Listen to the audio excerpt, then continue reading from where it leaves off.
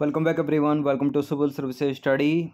अभी तक 35 टेस्ट जो है कंप्लीट हो गए थे अपने यूपीपीएससी के लिए, और यह है प्रैक्टिस सेट नंबर 36। तो चलिए स्टार्ट करते हैं। इस टेस्ट सीरीज़ की आप प्लेलिस्ट प्राप्त कर सकते हो, डिस्क्रिप्शन बॉक्स में लिंक है, वहाँ पर आप टेस्ट नंबर 1 से लेकर 36 तक पहुँच सकते हो। और इन सभी टेस्ट का जो है आप PDF प्राप्त कर सकते हो, यूपीपीसीएस की फुल टेस्ट सीरीज़ प्राप्त कर सकते हो डिस्क्रिप्शन बॉक्स में नंबर उस पर कॉल या व्हाट्सअप करके, जिसमें मिलेंगे आपको फुल टेस्ट। तो पहला प्रश्न है, भारत में प्राकृतिक रबर का सबसे बड़ा उत्पादक राज्य जो है वो कौन सा है? तमिलनाडु, त्रिपुरा, कर्नाटक या केरल?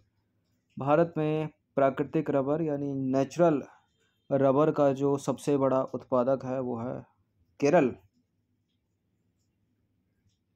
तो केरल भारत में प्राकृतिक रबर का सबसे बड़ा जो है उत्पादक राज्य है।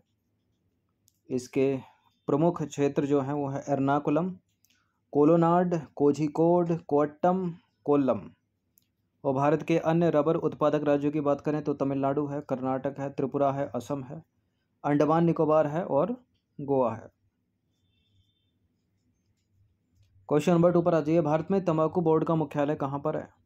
आंध्र प्रदेश, केरल, मध्य प्रदेश या उत्तराखंड? भारत में तंबाकू बोर्ड का मुख्यालय कहाँ पर है बताइए? यह है आंध्र प्रदेश के गुंटूर में, ऑप्शन नंबर ए। तो भारत में तंबाकू बोर्ड का गठन की अगर हम बात करें तो 1 जनवरी 1976 को तंबाकू बोर्ड अधिनियम 1975 की धारा 4 के तहत एक वैधानिक निकाय के रूप में किया गया था, और इसका जो मुख्यालय है भारत में तंबाकू बोर्ड का वो आंध्र प्रदेश के गुंटूर शहर में है। क्वेश्चन नंबर 3 पर आ जाइए। निम्नलिखित में से किस विधि के तहत शहरों के आसपास के खाली स्थान में अपशिष्ट को एकत्र करके मिट्टी से ढक दिया जाता है? कौन सी विधि है वो इनमें से? वो है लैंडफिल, ऑप्शन नंबर सी। तो लैंडफिल के तहत शहरों के आसपास के खाली स्थान में अपशिष्ट को एकत्रित करके मिट्टी से ढक दिया जाता है ताकि संदूषण से बचाव किया जा सके, और यह विधि तुलनात्मक रूप से अधिक वहनीय है। क्वेश्चन नंबर 4 पर आ जाइए। खाड़ी सहयोग परिषद में कौन कौन से देश जो हैं वो शामिल हैं इनमें से? बताइए। बहरीन है, कुवैत है, कतर है, ओमान है, ठीक है, ईरान नहीं है, इराक नहीं है तो एलिमिनेट हो जाएगा। ईरान, इराक, सीरिया ये सब नहीं है, तुर्की नहीं है, ठीक है, ईरान, इराक, तुर्की जिसमें उसको हटा दीजिए। सऊदी अरब है और संयुक्त अरब अमीरात है यानी यूएई, सी हो जाएगा इसका आंसर। तो खाड़ी सहयोग परिषद के सदस्य देशों में Bahrain, Kuwait, Qatar, Oman, Saudi Arab और संयुक्त अरब अमीरात शामिल हैं। यह एक राजनीतिक, आर्थिक, सामाजिक और क्षेत्रीय संगठन है जिसकी स्थापना हुई थी वर्ष 1981 में, और इसका जो सचिवालय है वो कहाँ पर है? सऊदी अरब के रियाद में। क्वेश्चन नंबर 5 पर आ जाइए। पर्यावरण प्रदर्शन सूचकांक 2022 में भारत का स्थान क्या है? What is the rank of India in environment performance index 2022? बहुत ही खराब रैंक है, ठीक है। 180 देशों की सूची में 180वां ही स्थान है, ठीक है। तो ऑप्शन नंबर डी इसका आंसर हो जाएगा। तो पर्यावरण प्रदर्शन सूचकांक 2022 में भारत जो है 6 स्कोर के साथ 180 देशों की सूची में अंतिम स्थान पर है, 180वें स्थान पर ही है, ठीक है। कुल स्कोर कितना है? 6 बस। पर्यावरण प्रदर्शन सूचकांक एक अंतर्राष्ट्रीय रैंकिंग प्रणाली है जो पर्यावरण स्थिति और देशों की स्थिरता को मापता है, और प्रथम स्थान अगर बात करें तो डेनमार्क है, दूसरा स्थान यूनाइटेड किंगडम और तीसरा स्थान पर है फिनलैंड, और भारत है सबसे अंतिम स्थान पर 180वें स्थान पर। क्वेश्चन नंबर 6 पर आ जाइए। निम्नलिखित में से कौन 100 एक दिवसीय मैच खेलने वाली इकलौती महिला खिलाड़ी है जिसके नाम सर्वाधिक 10,868 रन बनाने का भी रिकॉर्ड है इनमें से? ये हैं मिताली राज, ठीक है, ऑप्शन नंबर डी है इसका आंसर। ये नंबर है, इस पर कॉल या व्हाट्सअप करके आप यूपीपीसीएस और आरओ की पेड सीरीज प्राप्त कर सकते हो, जिसमें मिलेंगे आपको फुल टेस्ट। तो देखिए, महिला क्रिकेट में सर्वाधिक 10,868 रन बनाने का खिताब जो है मिताली राज को प्राप्त है। मिताली राज 100 एक दिवसीय मैच खेलने वाली इकलौती महिला क्रिकेटर हैं, ठीक है, यानी 200 ओडीआई खेलने वाली। सॉरी 201 दिवसीय मैच खेलने वाली। और 8 जून 2022 को मिताली राज ने अंतर्राष्ट्रीय क्रिकेट से जो है संन्यास लिया है। ठीक है, संन्यास ले लिया इन्होंने अंतर्राष्ट्रीय क्रिकेट से। क्वेश्चन नंबर 7 पर आ जाइए। फ्रेंच ओपन जो कि एक टेनिस टूर्नामेंट है 2022 के पुरुष एकल का विजेता कौन है फाइनल में? किसने जीता है फ्रेंच ओपन टेनिस टूर्नामेंट 2022 का पुरुष एकल का खिताब? रोजर फेडरर, ये है विजेता। और हराया किसको, यानी वो उपविजेता होगा, इन्होंने हराया है कास्पर रूड को। तो फ्रेंच ओपन टेनिस टूर्नामेंट के पुरुष एकल के फाइनल मैच में स्पेन के राफेल नडाल ने नॉर्वे के कास्पर रूड को हराकर टूर्नामेंट का 14वां एकल खिताब जीता। और फ्रेंच ओपन टेनिस टूर्नामेंट 2022 महिला एकल की बात करें तो किसने जीता है? इगा स्वेतिक ने जीता है। और हराया किसको इन्होंने? कोको गाफ को हराया है। यानी विजेता कौन है? इगा स्वेतिक और उपविजेता कौन है? कोको गाफ। क्वेश्चन नंबर 8 पर आ जाइए। 4 जून 2022 को खेलो इंडिया यूथ गेम्स 2021 का शुभारंभ कहाँ किया गया? कहाँ किया गया? हरियाणा में। तो 4 जून 2022 को हरियाणा, ठीक है, 4 जून 2022 को हरियाणा के पंचकुला में खेलो इंडिया यूथ गेम 2021 का शुभारंभ किया गया। खेलो इंडिया यूथ गेम्स 2021 में पहली बार 5 पारंपरिक खेलों को शामिल किया गया है। वो कौन कौन से पारंपरिक खेल? कलरीपयट्टू, थांगटा, मलखम, गतका और योग। खेलो इंडिया यूथ गेम्स का यह जो है चौथा संस्करण है। ठीक है, तो पहला संस्करण कहाँ हुआ था?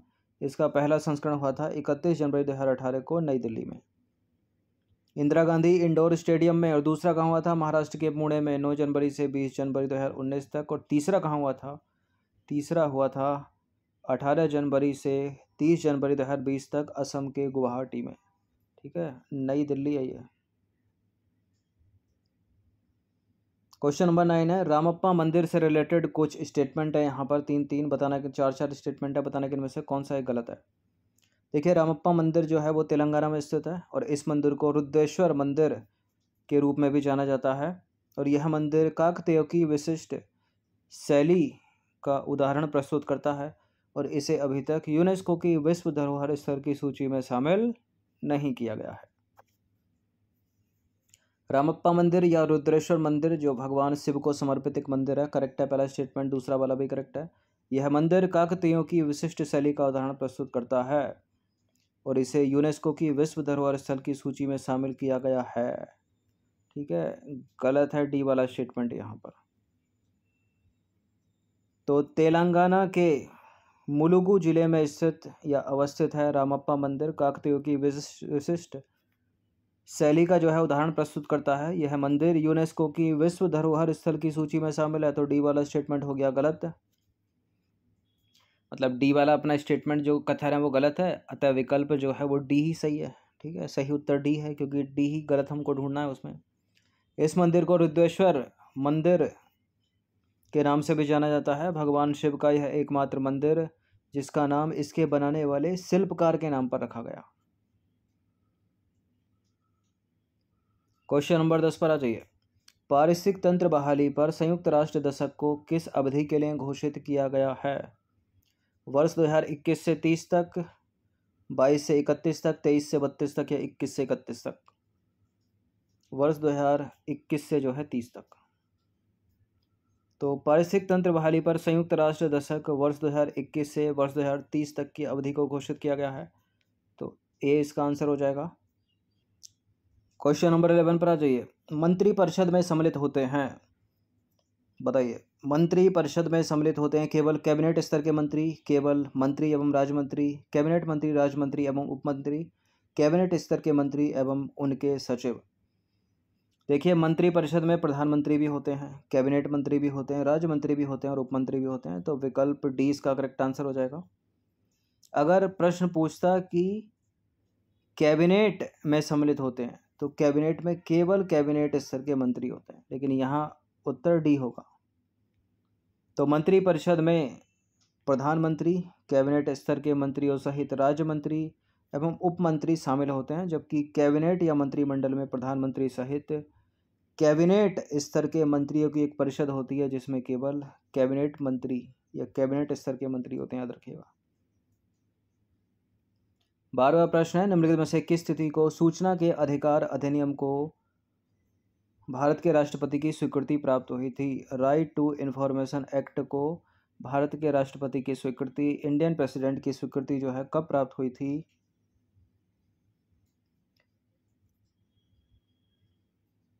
देखिए मई में, 11 मई को तो लोकसभा से पास हुआ था ये, और अगले ही दिन 12 मई को राज्यसभा से पास हो गया। फिर अगले महीने यानी जून के महीने में 15 जून 2005 को जो है राष्ट्रपति ने इस पर अपनी स्वीकृति प्रदान कर दी। तो सूचना के अधिकार अधिनियम को संसद द्वारा पारित होने के उपरांत 15 जून 2005 को तत्कालीन राष्ट्रपति डॉक्टर APJ अब्दुल कलाम द्वारा जो है वो स्वीकृति प्रदान की गई थी। और लोकसभा ने इसको कब पास किया था? 11 मई को, 11 मई 2005 को। राज्यसभा ने क्या किया था, कब किया था? 12 मई 2005 को। ठीक है, तो मई में लोकसभा राज्यसभा ने कर दिया और जून में जो है 15 जून 2005 को राष्ट्रपति ने। क्वेश्चन नंबर 13 पर आ जाइए। केंद्रीय उपभोक्ता संरक्षण प्राधिकरण किस मंत्रालय के प्रशासनिक नियंत्रण में काम करता है, बताइए? उपभोक्ता मामलों के मंत्रालय, ऑप्शन नंबर बी। तो केंद्रीय उपभोक्ता संरक्षण प्राधिकरण की स्थापना उपभोक्ता संरक्षण अधिनियम 2019 के प्रावधानों के आधार पर वर्ष 2020 में की गई थी और यह नियामक संस्था उपभोक्ता मामलों के मंत्रालय के प्रशासनिक नियंत्रण में काम करता है। क्वेश्चन नंबर 14 पर आ जाइए। संयुक्त राष्ट्र महासागर सम्मेलन 2022 की सह मेजबानी किन देशों द्वारा की गई? किन देशों ने की है? भारत ने तो नहीं की है, तो भारत जहां जाए उसको हटा दीजिए। मालदीव, सिंगापुर भी इसका आंसर नहीं है, इसका उत्तर है केन्या और पुर्तगाल, ऑप्शन नंबर डी। तो संयुक्त राष्ट्र महासागर सम्मेलन 2022 का आयोजन वैश्विक स्तर पर महासागर पारिस्थितिकी तंत्र के संरक्षण और निर्वाह हेतु वैश्विक सहयोग सुनिश्चित करने के उद्देश्य से किया गया था और इस सम्मेलन की सह मेजबानी केन्या और पुर्तगाल द्वारा संयुक्त रूप से की गई थी। क्वेश्चन नंबर 15 पर आ जाइए। विरंजक चूर्ण या फिर ब्लीचिंग पाउडर जल में विलय है, हल्के पीले रंग का चूर्ण होता है, इससे क्लोरीन की तीव्र गंध आती है, ये सभी सही हैं। तो ब्लीचिंग पाउडर या विरंजक चूर्ण जो है जल में विलय है, हल्के पीले रंग का चूर्ण होता है, क्लोरीन जैसी तीव्र गंध आती है, सारे करेक्ट हैं, डी है आंसर। तो उपरोक्त तीनों के तीनों करेक्ट हो जाएंगे। देखिए कैल्शियम हाइपोक्लोराइट या फिर कैल्शियम ऑक्सीक्लोराइट एक जो है अकार्बनिक यौगिक है, इसे विरंजक चूर्ण या ब्लीचिंग पाउडर भी कहते हैं। विरंजक चूर्ण जल में विलय होता है परंतु यह अशुद्धियों की उपस्थिति के कारण एक स्वच्छ विलयन का निर्माण नहीं कर पाता। यह हल्के पीले रंग का चूर्ण होता है और इससे क्लोरीन की तीव्र गंध आती है। विरंजक चूर्ण तनु अम्ल से प्रतिक्रिया करके जो है क्लोरीन का निष्कासन करता है। क्वेश्चन नंबर 16 पर आ जाइए। निम्नलिखित में से किस राज्य द्वारा महिलाओं के लिए नारी को नमन योजना की शुरुआत की गई? नारी को नमन योजना है हिमाचल प्रदेश सरकार की, सी है इसका आंसर। तो हिमाचल प्रदेश सरकार के द्वारा राज्य की महिलाओं हेतु नारी को नमन योजना की शुरुआत की गई है। इसके तहत महिलाओं को राज्य सरकार की बसों में टिकट की कीमतों में जो है 50% की छूट देने की घोषणा की गई है। ठीक है, तो हिमाचल प्रदेश की सरकार बसों में महिलाओं को 50% की छूट देगी और दिल्ली सरकार तो 100% की छूट देती है। क्वेश्चन नंबर 17 पर आज ये 17वां प्रश्न है। निम्नलिखित में से कौन सा एक सही सुमेलित नहीं है? राष्ट्रीय सांख्यिकी दिवस 29 जून को, भारतीय सेना दिवस 15 जनवरी, अंतर्राष्ट्रीय मातृभाषा दिवस 21 फरवरी और राष्ट्रमंडल दिवस 10 मार्च। देखिए राष्ट्रीय सांख्यिकी दिवस 29 जून को मनाया जाता है, सही है। भारतीय सेना दिवस 15 जनवरी को मनाया जाता है, सही है। अंतर्राष्ट्रीय मातृभाषा दिवस 21 फरवरी को मनाया जाता है, लेकिन राष्ट्रमंडल दिवस जो है वो 11 मार्च को मनाया जाता है, 10 मार्च को नहीं। तो राष्ट्रमंडल दिवस कब मनाया जाता है? 11 मार्च को, ऑप्शन नंबर डी है इसका आंसर। क्वेश्चन नंबर 18 पर आ जाइए। वन हेल्थ पायलट प्रोजेक्ट किस मंत्रालय द्वारा लॉन्च किया गया है? डेयरी और पशुपालन मंत्रालय, ऑप्शन नंबर ए है इसका आंसर। तो वन हेल्थ पायलट प्रोजेक्ट को डेयरी और पशुपालन मंत्रालय द्वारा कर्नाटक के बंगलुरु में लॉन्च किया गया। इसकी शुरुआत भारतीय उद्योग परिसंघ और विल एंड मेंडिला गेट्स फाउंडेशन की कार्यान्वयन भागीदारी के रूप में की गई। तो ए करेक्ट है इसका आंसर। अब आ जाइए क्वेश्चन नंबर 19 पर। 19वां प्रश्न है, कांगड़ा पेंटिंग, कांगड़ा चाय और किन्नौर सॉल निम्नलिखित में से कहाँ के भौगोलिक संकेतक उत्पाद हैं, यानी जीआई टैग हैं ये। अब कांगड़ा कहाँ पर है ये भी आपको पता होगा तो करेक्ट कर ले जाओगे। हिमाचल प्रदेश में, हिमाचल प्रदेश के भौगोलिक संकेतक उत्पादन डी आंसर। तो हिमाचल प्रदेश में भौगोलिक संकेतक उत्पाद जो है वो निम्नलिखित हैं। सभी की सूची हम देखें तो यह है क्रम संख्या भौगोलिक संकेतक कैटेगरी। चंबा रुमाल, ठीक है, हस्तशिल्प में जीआई टैग है हिमाचल का। कांगड़ा पेंटिंग हस्तशिल्प में जीआई टैग है। कांगड़ा चाय कृषि में जीआई टैग है। किन्नौर सॉल हस्तशिल्प में जीआई टैग है हिमाचल का। कुल्लू सॉल हस्तशिल्प में जीआई टैग है हिमाचल का। और कुल्लू सॉल लोगो भी हस्तशिल्प में जीआई टैग है हिमाचल का। और हिमाचली मिर्च का तेल कृषि में जीआई टैग है हिमाचल का। और हिमाचली काला जीरा कृषि में जीआई टैग है हिमाचल का। ये ज्योग्राफिकल इंडिकेशन पूछ लिया जाता है कभी कभी एग्जाम में। 20वां प्रश्न है, अंतिम प्रश्न है, और प्रश्न क्या है, निम्नलिखित में से किसे वर्ष 2021 में रामसर स्थल का दर्जा नहीं दिया गया था। तो 2020 में दिया गया होगा, 19 में दिया गया होगा, 22 में दिया गया होगा। सुल्तानपुर राष्ट्रीय उद्यान, थोल झील वन्यजीव अभयारण्य, बांधवाना राष्ट्रीय आर्द्रभूमि क्षेत्र और खिजड़िया पक्षी अभयारण्य। प्रश्न पूछने के दो तीन तरीके हो सकते हैं। एक प्रश्न ये हो गया पूछने का तरीका कि 2021 में रामसर स्थल का दर्जा किसे नहीं दिया गया या किसे दिया गया। अच्छा, ये हैं कहाँ कहाँ पर, ये भी मैच करने के लिए पूछ लिया जाता है एग्जाम में। तो सुल्तानपुर राष्ट्रीय उद्यान को रामसर स्थल का दर्जा मिला 2021 में, बिल्कुल। थोल झील वन्यजीव अभयारण्य को भी मिला। बांधवाना आर्द्रभूमि क्षेत्र को भी मिला। नहीं मिला तो खिजड़िया पक्षी अभयारण्य को, इसको 2022 में मिला है। तो देखिए, वर्ष 2021 में रामसर स्थल का दर्जा प्राप्त जो भारत के स्थल हैं वो कौन कौन से हैं। ये रामसर स्थल हैं, ये है राज्य, ये है वर्ष। इन सभी को वर्ष 2021 में रामसर स्थल का दर्जा मिला है। जैसे कि सुल्तानपुर राष्ट्रीय उद्यान को, हरियाणा के सुल्तानपुर राष्ट्रीय उद्यान को 2021 में रामसर स्थल का दर्जा मिला। और भिंडाबास वन्यजीव अभयारण्य को, ये भी हरियाणा का, 2021 में रामसर स्थल का दर्जा मिला। थोल झील वन्यजीव अभयारण्य गुजरात का, 2021 में रामसर स्थल का दर्जा मिला। बांधवाना आर्द्रभूमि क्षेत्र गुजरात का है, 2021 में रामसर स्थल का दर्जा मिला। हैदरपुर वेटलैंड उत्तर प्रदेश, 2021 में रामसर स्थल का दर्जा मिला। और आपको याद हो कि इन दो को 2022 में मिला है, गुजरात का खिजड़िया पक्षी अभयारण्य और उत्तर प्रदेश का बखीरा वन्यजीव अभयारण्य। इन दोनों का नाम याद रखिएगा। इन दोनों को वर्ष 2022 में जो है रामसर स्थल का दर्जा मिला है। तो ये 20 प्रश्न थे, इनकी प्रैक्टिस एक बार कर लीजिएगा। ठीक है, धन्यवाद।